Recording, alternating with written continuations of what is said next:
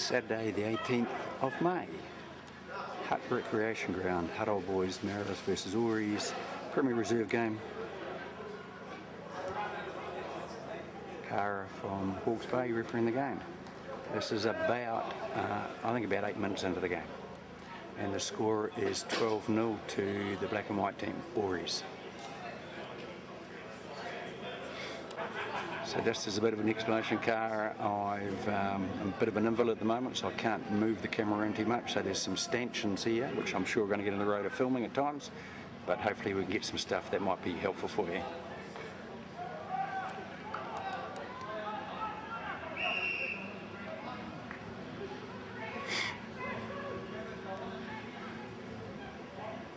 Reasonable penalty whistle there. So my view always around these things is around commonly just the little things that take referees to another level. And of course refereeing is often all about perception, and if a referee looks confident on the paddock and does signalling and whistling with a lot of confidence, it creates a great perception. So I'll probably talk about a lot of little things, maybe not. We'll see how we go. So number one, I think you got a fantastic positioning there for this line out close to the goal line. I would love to see more of our referees take up that same type of position, because I believe that allows you to cover everything that could possibly happen in that line out. So well done. From my view anyway, well done.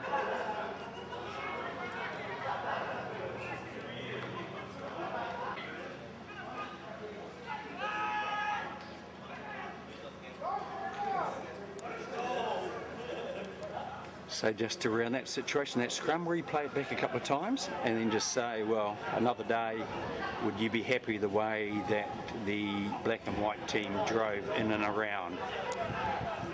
Often, particularly earlier in the game, that's a great opportunity for you to create a standard around what your expectation is for the scrum situation. So certainly for a premier referee, I would have probably expected them this early in the game to have penalise them in that situation for driving in and setting the standard very emphatically that you want to see them driving forward, straight and forward for a start. But have a look at it and see what you think. And I know the ball came out, that is not necessarily the issue. Giving guys a game of rugby is fantastic, but then there's also a chance around you setting some very nice, good, clear, high standards for the game that you want to run.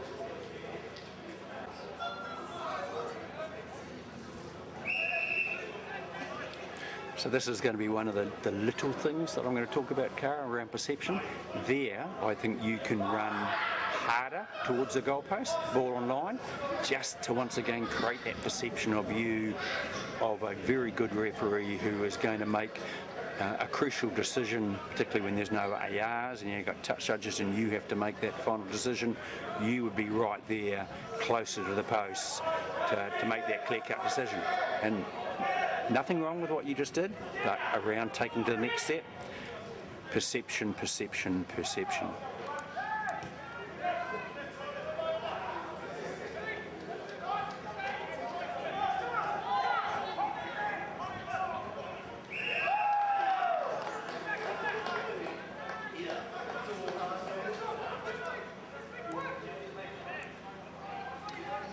So there, I don't know if I clearly picked up another little thing, is your secondary signal for holding on. Who do you do secondary signals for? Not for you, not for those players who are right beside you watching or listening to you, but for everybody else. So make them very clear, make them, so you did a holding on secondary signal there, do it above your head, do it slowly because it looks nice and controlled and calm from the referee, but clear to everybody on the sideline. That is, in the main, who your secondary signals are for, let alone players who are much further away. Nice body orientation, but I haven't seen you particularly look at the defending back line, where I think you could have done that a couple of times.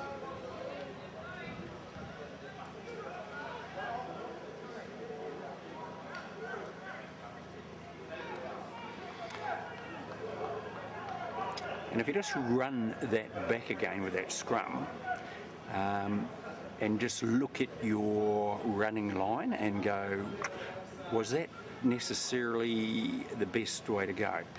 It got away with it today, no issue.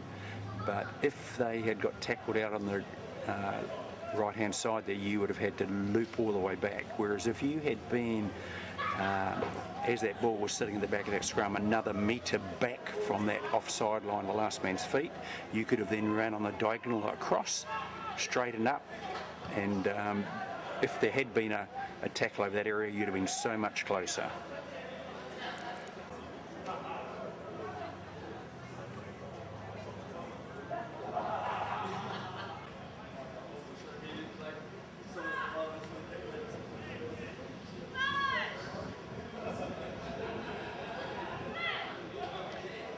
Nice cadence on your scrum call.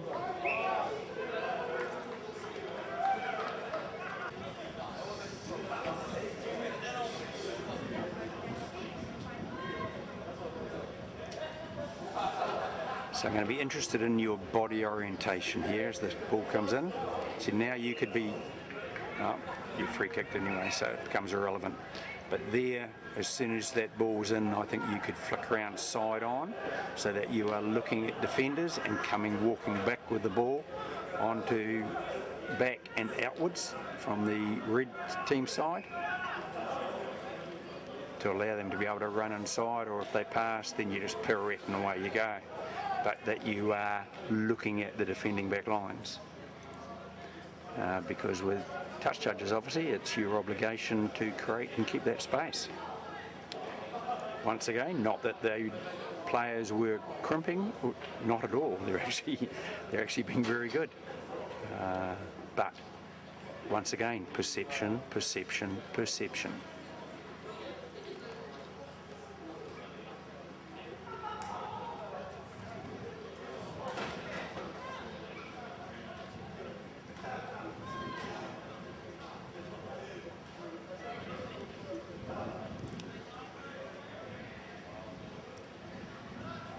See how you stay square and then you turn your back to the defending team. If you had flicked your body round when the ball went in and looked at the scrum sideways, and you'd have been able to be facing the defenders where you're actually looking at them particularly or not, the perception to them that you would have been, and the perception from the sideline is that you were in controlling that aspect of the game. Little things. It's always little things, because obviously you're a very good referee.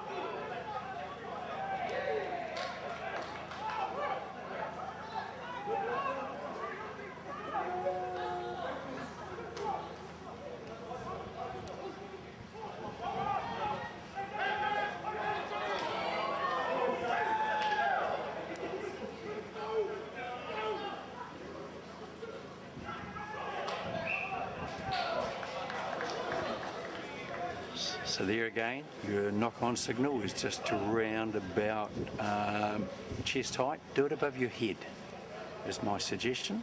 Nice and slow, and yours signal was nice and slow, looked calm and controlled. But just bring it up and allow other people to be able to see that signal. Once again, creates a good look, in my perspective.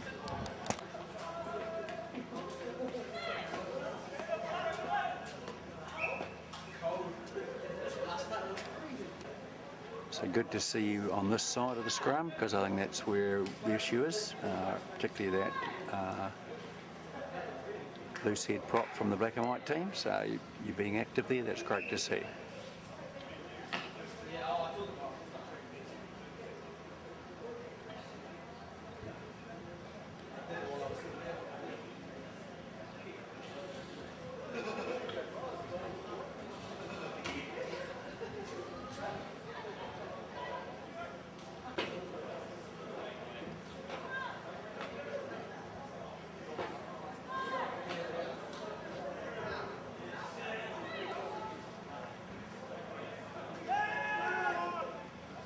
Look at your body position. Once again, just a simple step around the other way, and you can still see everything looking sideways. But more importantly, that perception that you are controlling the defending offsides.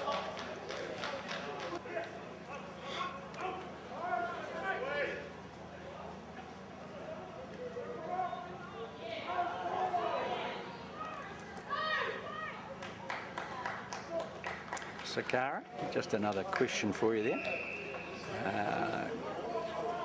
Ground conditions, weather conditions, fantastic. Why are you staying at the front? What is the point of you, and particularly for you, why stand at the front? If it's a management thing, my suggestion would be to come to the front, do your management, ask them to hold the ball, get 15 metres infield. You're now 15 metres, particularly that situation, 2 quick passes, it actually in fact could might have got another pass out to the wing.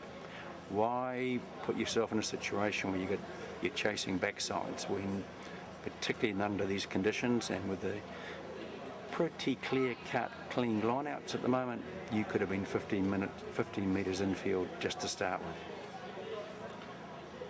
Have a think through it, see what you think.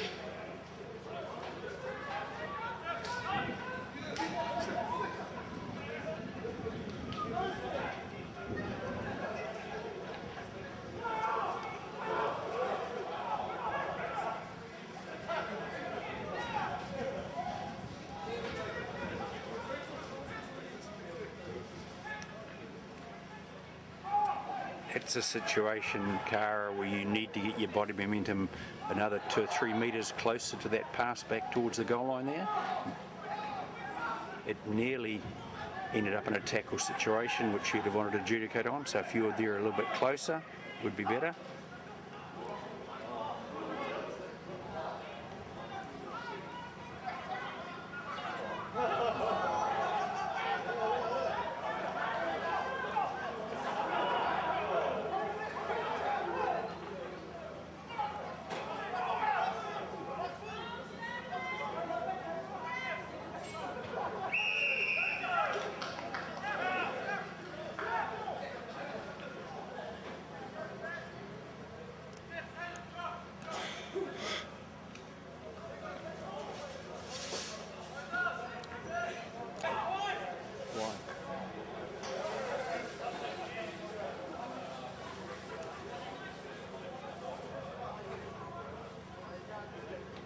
So Cara, once again, I'd challenge you why you would start the front of the line out on a good day. So do your management, turn around to the hooker and go, or throw and go, hold on, wait for me to please, and then get to the back, be 15 metres infield. We'll see how things pan out.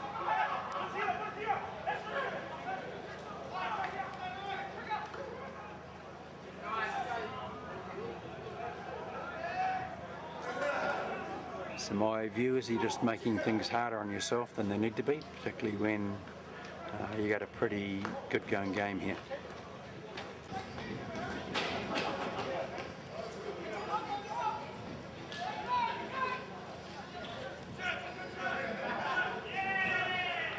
So there I saw you quite actively managing the defending offside line, which was great to see.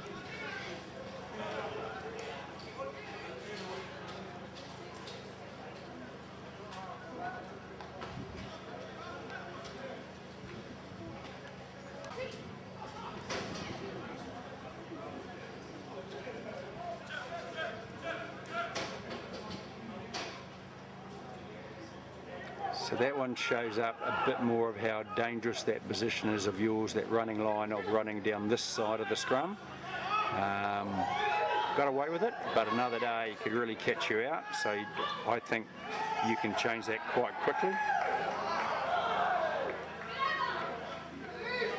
Or quite readily, I should say. And just with another step or two steps,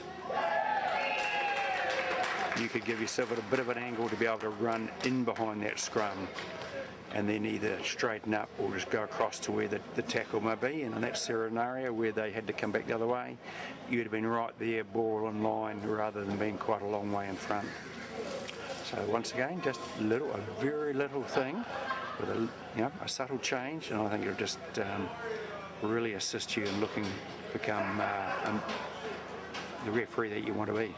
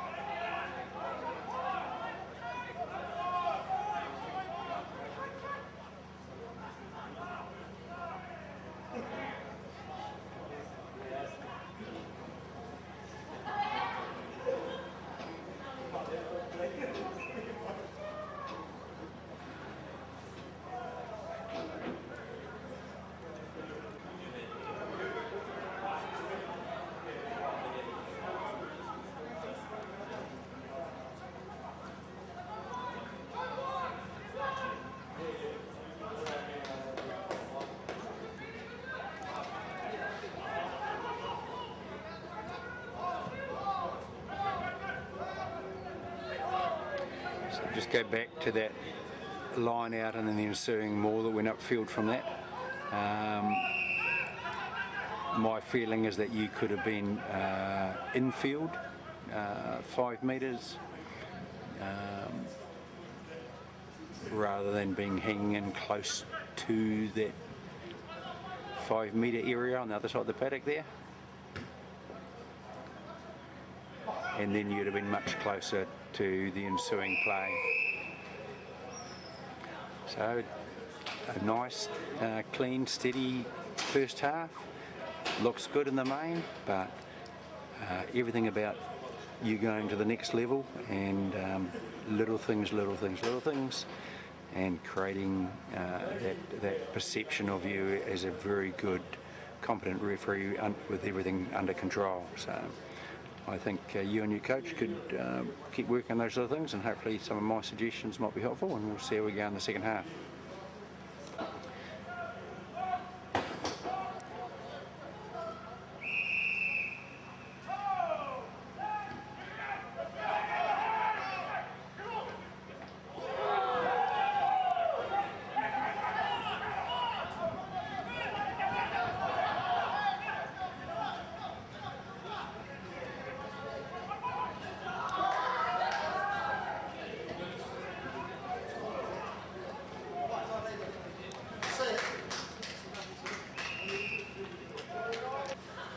So there, this far out, Cara, my suggestion for you would be to be this side of the ball, and then you can run straight ahead and then get ball on line, and you're just that much closer to particularly the crossbar, if it were to drop just over the crossbar. Obviously that good a kick and that high, no big deal, but another day, it's all about you being in good positions to make good decisions. So have a think about that. And once again, perception.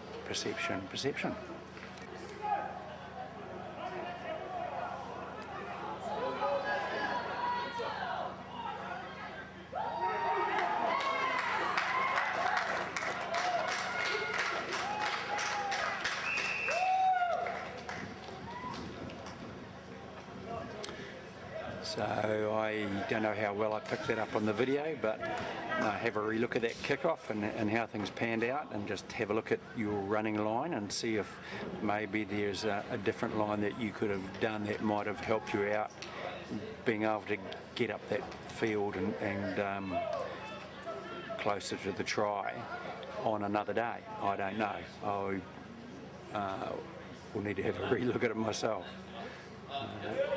But if you play it back up 2 or 3 times and have a rethink, was there anything you could have done differently around your running line, to get you there and put yourself in a better position? You can analyse and assess that yourself.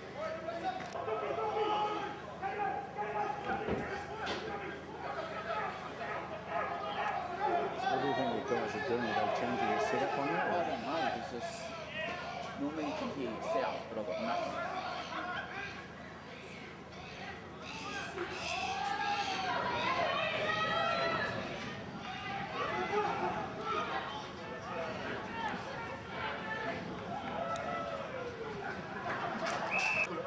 Didn't I? Yeah, no, it's good.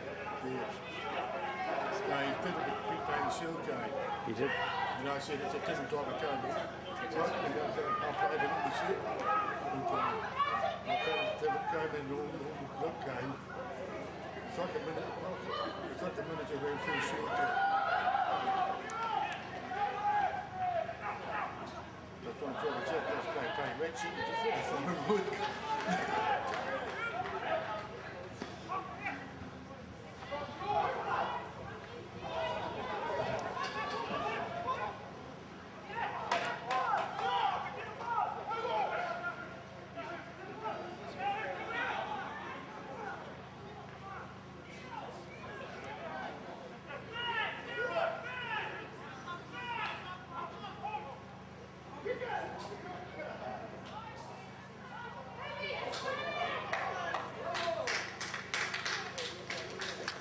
So if you go back to the ruck situation on this side of the paddock, Cara, my preference is for you to not being so flat and to being still on the attacking side, and then you saw the ball sitting there under control, you could have given yourself much more width, and then as they passed you could flatten yourself out and pick the gap between the defenders rather than getting caught back on the defending line where you're in front of the ball, then you're having to run back to get back to be ball on line. So have a look at that one and see what you think. I think at these levels of the game, when you don't have TMOs and first division referee touched ARs, that you're much better to be on the attacking side, looking at defenders, giving yourself width, and then either stepping and going through at the last moment, or just pirouetting and going away ball and line again. Being in close, being too flat makes it very difficult to scan out wide and looking for offsides. So once again, another one of my reasonings why most referees should be staying on the attacking side, looking at defenders, giving themselves width and a little bit of depth. See what you think. Have a think about it. And if you think it's worthwhile, do some practice at home around that and visualising it, and go from there. Or if you think it's a load of hogwash, just throw it away. Up to you.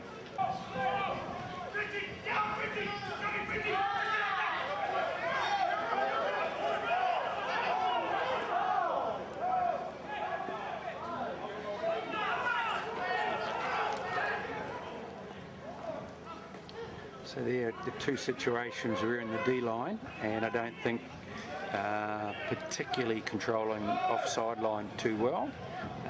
No impact on the game and on play, so no big deal, but another day. But if you play both of those situations back there, just in that last lot of phases, you're twice on the D line, and I don't think in particularly good refereeing position.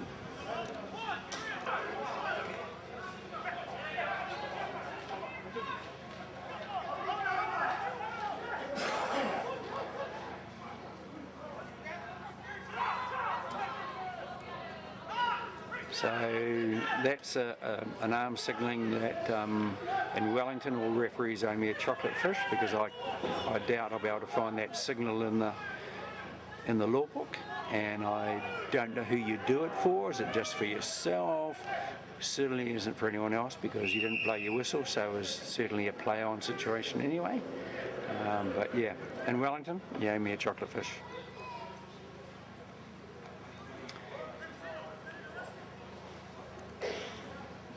And I'm not sure where, as a spectator, where that penalty came from. I never saw any advantage signal, never heard a call for advantage around any particular situation.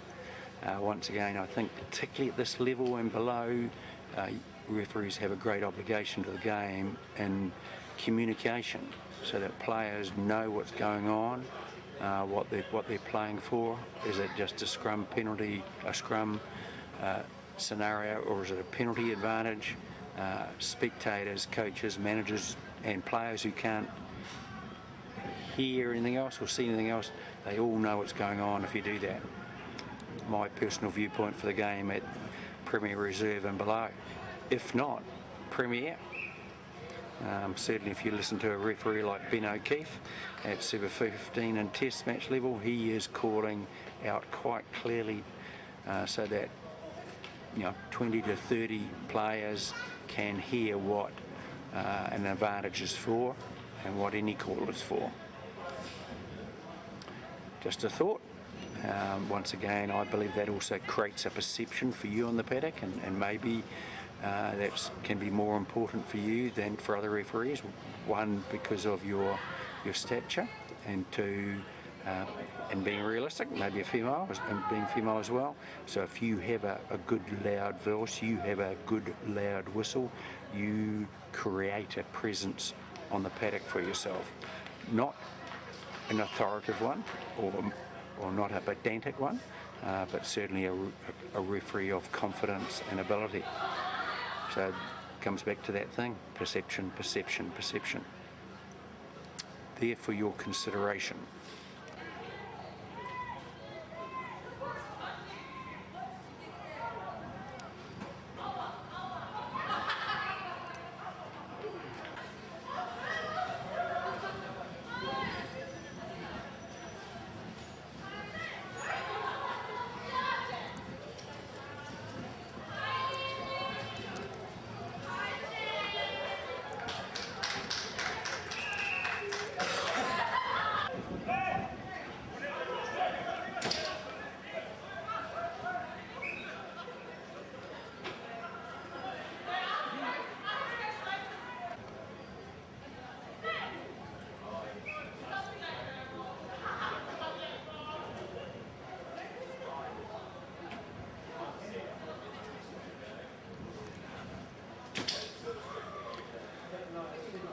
So my feeling is that you might have just speeded up your call a bit. I'm going to have another really good listen as you reset this one.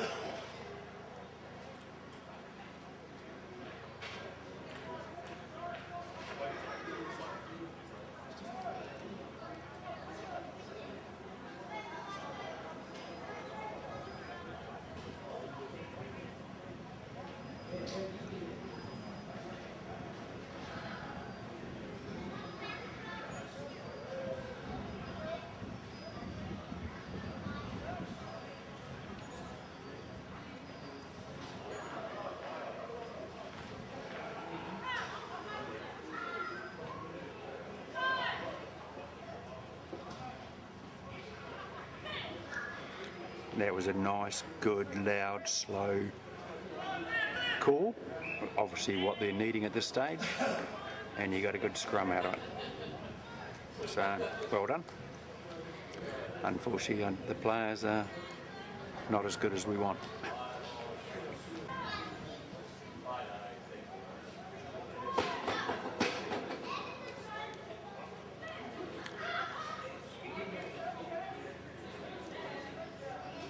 Once again, no problem with the cadence of the call. I thought it was once again good. Just the players letting you down, unfortunately.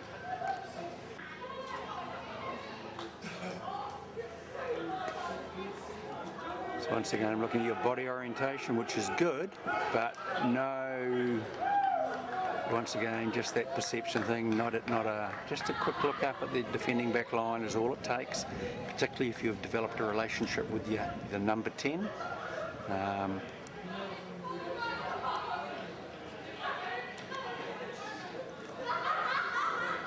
But otherwise, no issue with it. You know, your body orientation is side on. Looks good. So it's just that use of the head.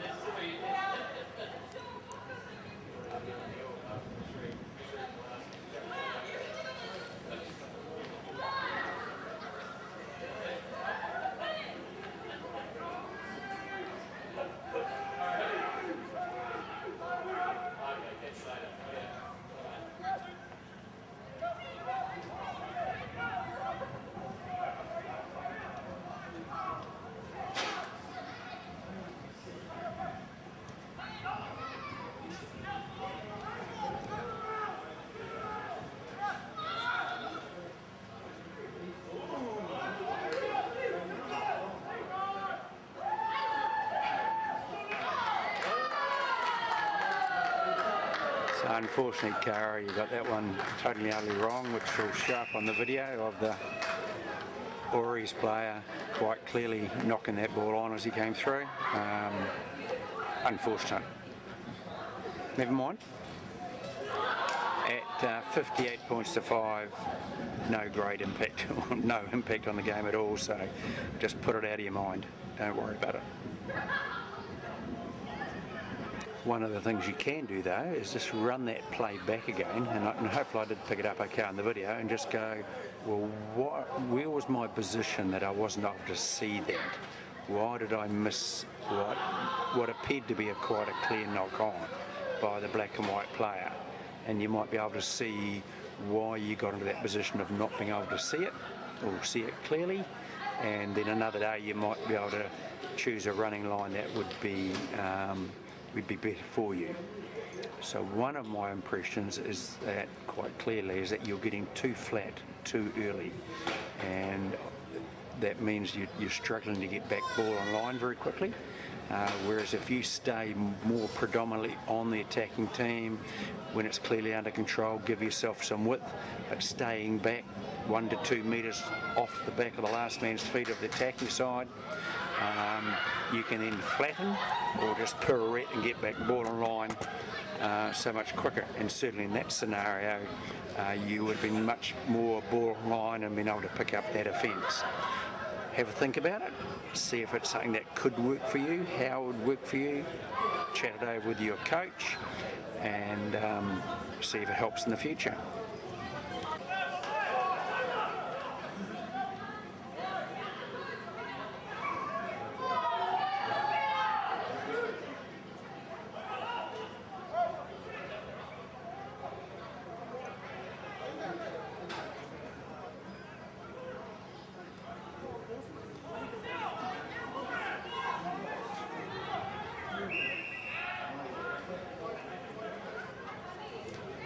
So, penalty over. So, just going back to the whistle, it's okay, it's acceptable, but where do you want to be as a referee?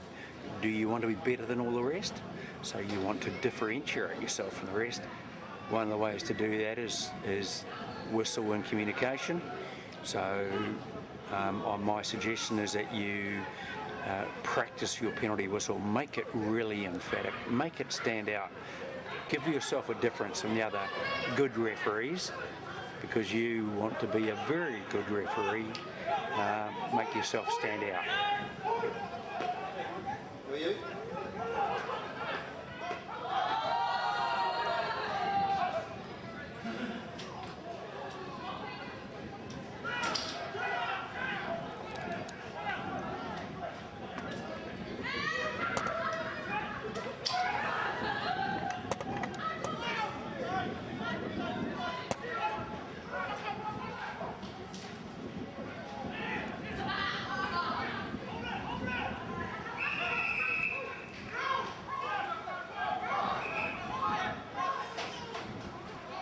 and that particularly where you want to have that really loud, emphatic whistle.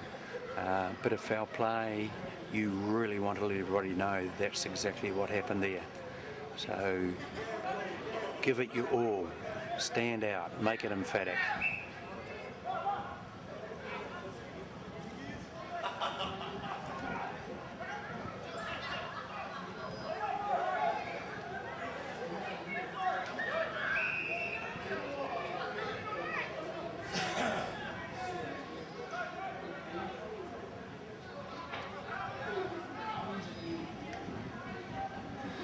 So just look at your body position at that penalty.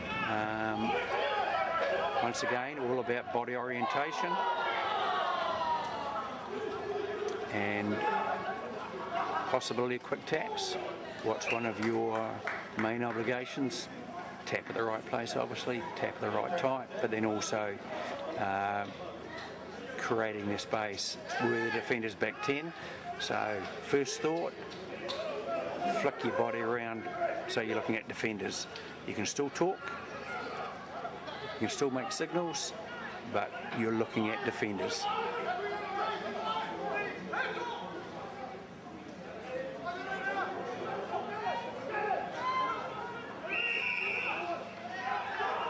Now that was a good whistle, well done.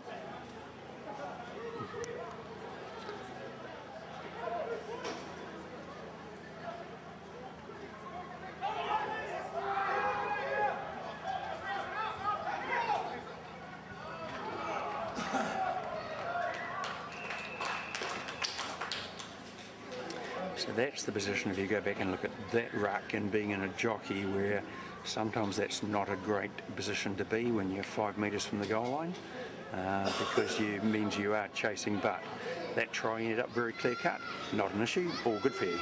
But another day, another big match for you, you want to be able to be in a position to make good decisions. So could it have been where you were much wider out on the attacking side, looking across back into that ruck, that runner would have just run inside you and you'd have just been running straight at the goal line and a lot more ball on line rather than chasing butt. Once again, just another thing for your consideration.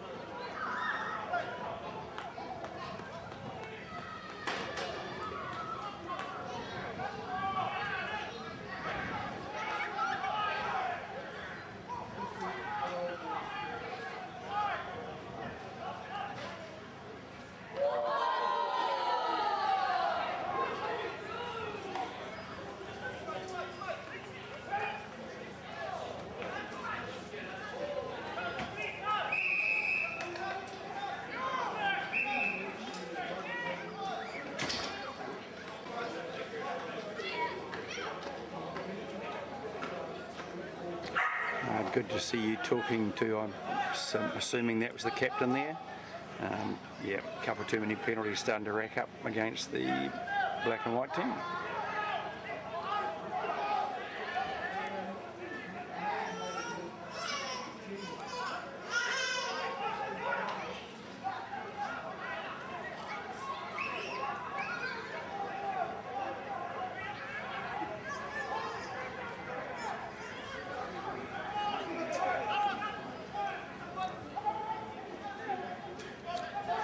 don't know how well I picked up that scenario, Cara. I'm not quite sure why you needed to go all the way right across the other side of the paddock there, whereas you quite could. To me, it looked like you could have stayed on infield on this side, and you wouldn't have been chasing backsides coming back across the paddock again.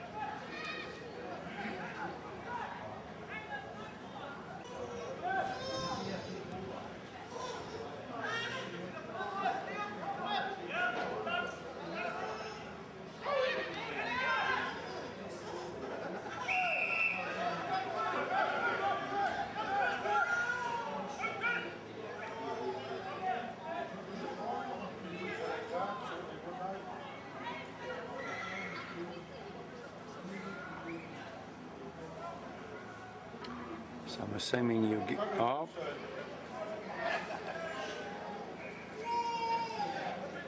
Glad you did that.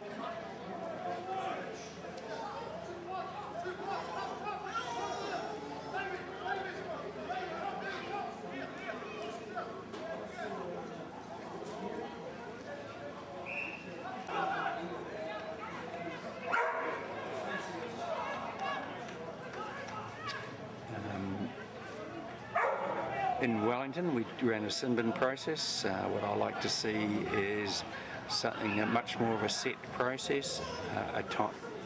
It's a great opportunity to create time and space for the referee. We send the player to the opposite end of the paddock, so at this stage your player is just wandering off to the sideline. Not a Super 15 game or a Mitre 10 Cup game. So it's an opportunity where we send the player to the opposite end of the paddock. We watch the player go safely through the opposition, all creates time and space for the referee, nice and slow, and then you get back onto the game.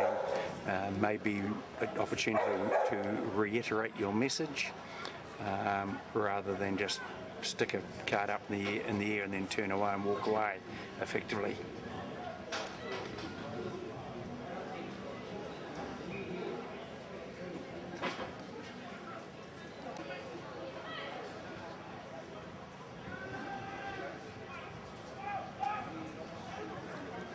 So there, if you had moved back with that ball earlier and then been a metre back from the back of the scrum, you'd have had a much better running line and would have been much faster across the paddock. So putting yourself in positions that get you to the next important decision-making scenario much quicker and a much better scenario.